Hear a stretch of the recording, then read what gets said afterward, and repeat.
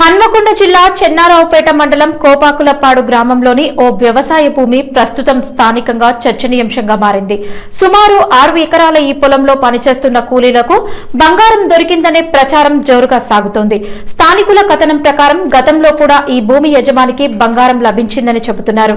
తాజాగా ఈ నెల 24న కలుపు తీస్తున్న సమయంలో కూలీలకు బంగారు ఆభరణాల్లా కనిపించిన వస్తువులు లభించాయని, వాటి విలువ సుమారు 50 తులాల వరకు ఉంటుందని ప్రచారం జరుగుతోంది.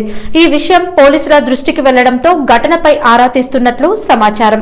గ్రామ పరిసరాల్లో గతంలో ప్రాచీన ఆలయాలు ఉండేవని స్థానికులు చెబుతుండగా ఆ కారణంగానే భూమిలో పురాతన వస్తువులు లభించే అవకాశం ఉందనే అభిప్రాయాలు వ్యక్తమవుతున్నాయి.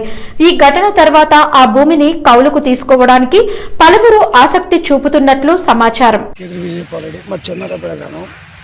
మేము గత 5 సంవత్సరాల కింద నా కుటుంబ అవసరంతో భూమి 6 ఎకరాల భూమి అమ్మిన ఆధార ప్రతాపరెడ్డికి.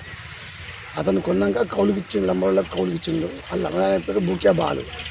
ఆయన ఈ సంవత్సరం వ్యవసాయం చేస్తుంటే అందులో కొంత బంగారం దొరికింది. సుమారు 1/2 కిలో ఉంటున్నారు. దాన్ని ప్రతాపరెడ్డి వాళ్ళంతా కుమ్ముక్కై ఇది బయటికి రాకుండా, మాకు వాటా ఇవ్వకుండా వాళ్ళే తినడం కోసం ప్రయత్నం చేస్తున్నారు. దీనిపై నిన్న సాయంత్రం పోలీసులో పిటిషన్ ఇవ్వడం జరిగింది. దీనిపై విచారణ చేసి ఆర్కియాలజీ వాళ్ళు మాకు రావాల్సిన వస్తుంది, మాకు ఇప్పించడానికి కోరుతున్నాం.